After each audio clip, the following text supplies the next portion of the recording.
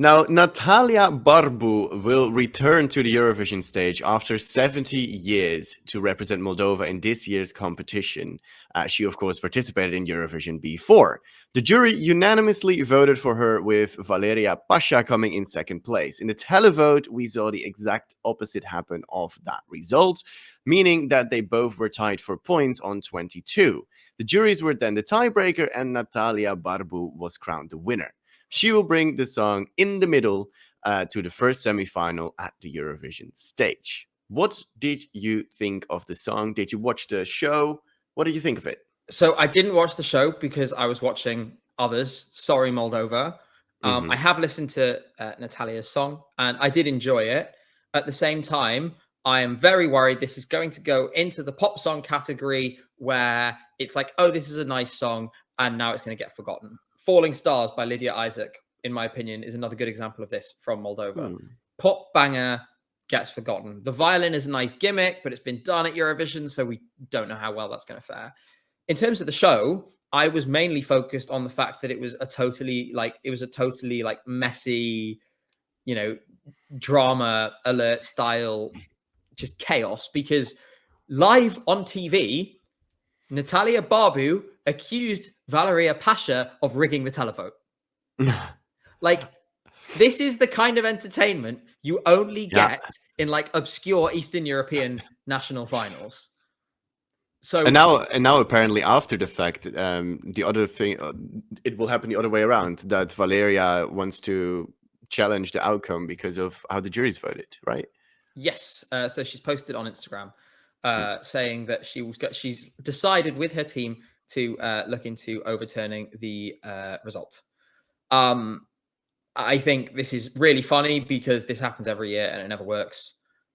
Shout out to Melissa Mantzoukas, whose crown of complainer in chief is about to be taken. Yeah, I mean, I don't agree with the system. I really, to be honest, I don't like 50-50 splits in national finals all that much. I tolerate them, but only when they don't convert into a single set of 12 through to 1. I think that's it's a clear way, in my opinion, a pretty blatant way of the broadcaster controlling the result to some extent. Because basically, like with that, Lord of the Lost would have got like 4 points in Germany last year, for example, if they had that just 12-1 system instead of allocating the televote proportionally. So they gave out the same number of points as the jury did. What this system allows is for the jury to ensure that certain songs can't win, or to ensure that it's basically impossible for certain songs to win. Because if you get 8 points or less from the jury, then it doesn't really matter what happens with the public vote, because the chances of beating the 10 and 12 from the jury by enough points to win overall, especially when the jury is the tiebreaker, it's next to impossible. So I think the system is really poor, and I would change it if I were them, but I don't think they will, because this is a broadcaster that likes to hold on to control. Let's not forget, and to be fair, this was kind of the right decision. They cancelled the national final to select Trena Lettel a couple of years ago. Yeah. So they get what they want, is what I'm saying. True. And maybe that's why the juries were the determining factor as well in selecting this song.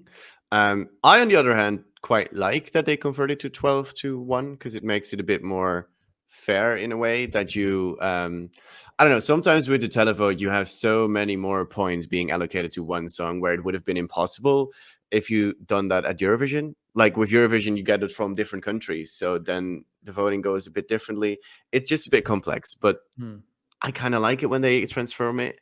I also kind of prefer this song over the other one that won the televote. But yeah, I think it's actually a pretty decent song for once. I quite enjoyed listening to it for the first time. I filmed my reaction today, and you know, you kind of need to hear a little bit through the poor quality of the national final itself, because let's be honest, it wasn't the highest quality audio-wise, and it's got a nice driving beat. It's got a catchy violin moment, like you said. It got a little bit of a clapping along part, which people will always love clapping along to music at Eurovision.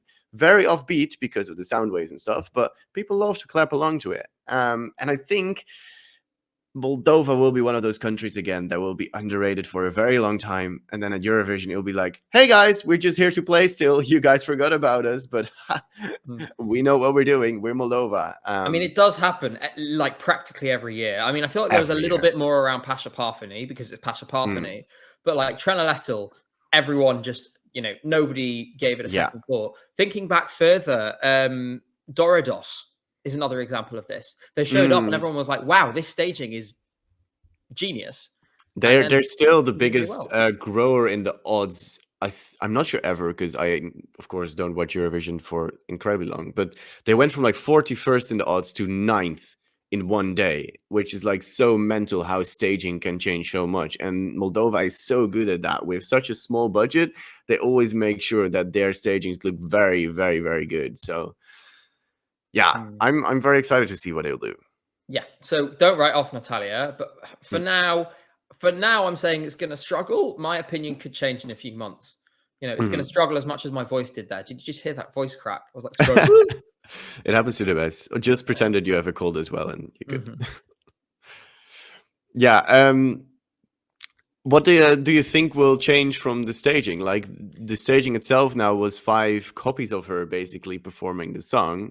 What did you think of that? And do you think they need to change that? Do you think they need to iron it out? What are your thoughts? It's an interesting concept. I think the problem is you can never really fully realize a staging concept in that studio.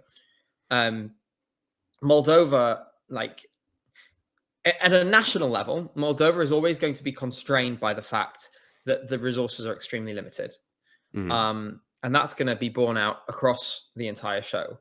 What they have at Eurovision is the same stage as everyone else and the same production as everyone else, which means that they can get creative. And I think we've seen that on a number of occasions, that Moldova is great at making something out of very little. Yeah.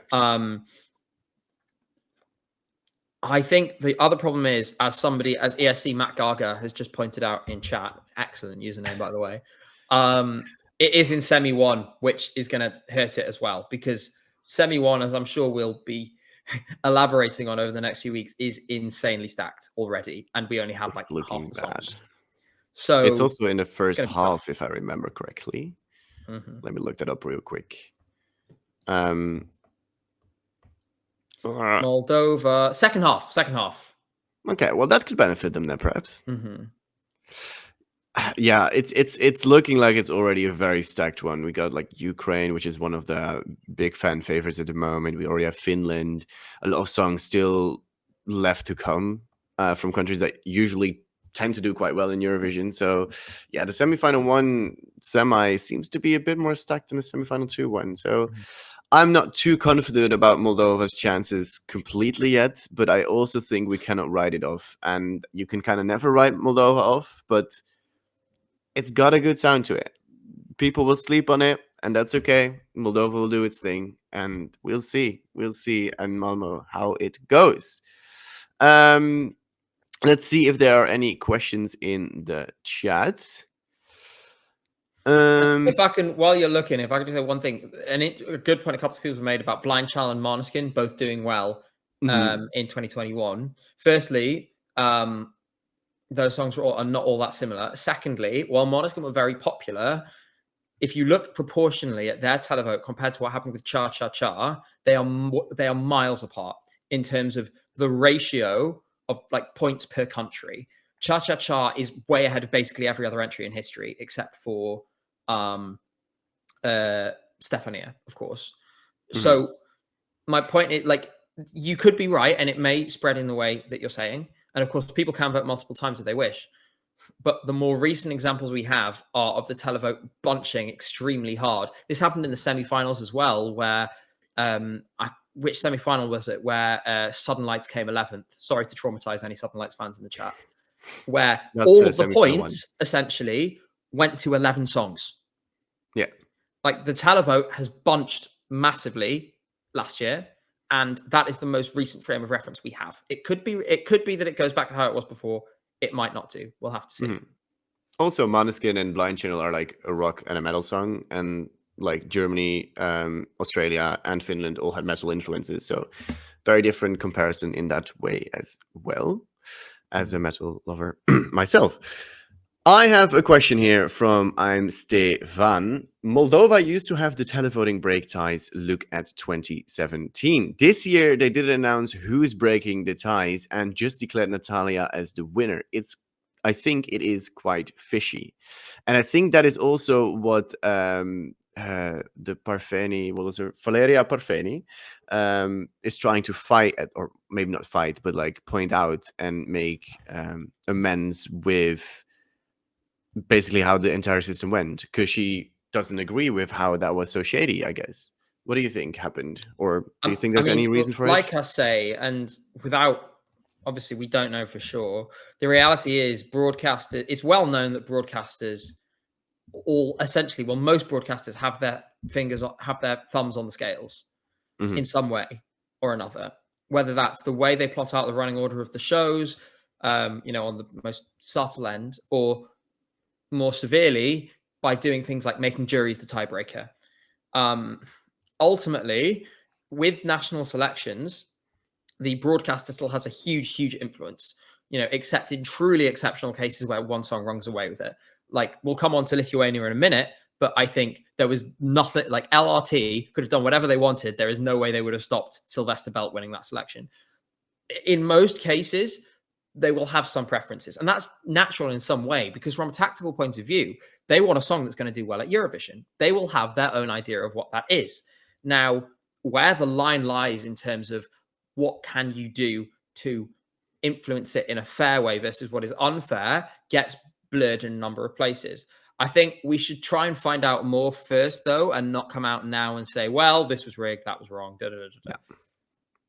Yeah, we shouldn't be, not gossiping. That's not the correct word, but like speculate about what has happened in the thing until everything has been cleared up a lot more, because it's all just guessing and thinking about what happened. And after all, it is the broadcaster who selects the song, and the method in what they do it is up to them. And if they decide it's a national selection with a jury, yeah, I mean, you can fight all you want, and maybe you could get a compensation, but the entry will probably stay the same for Natalia to go.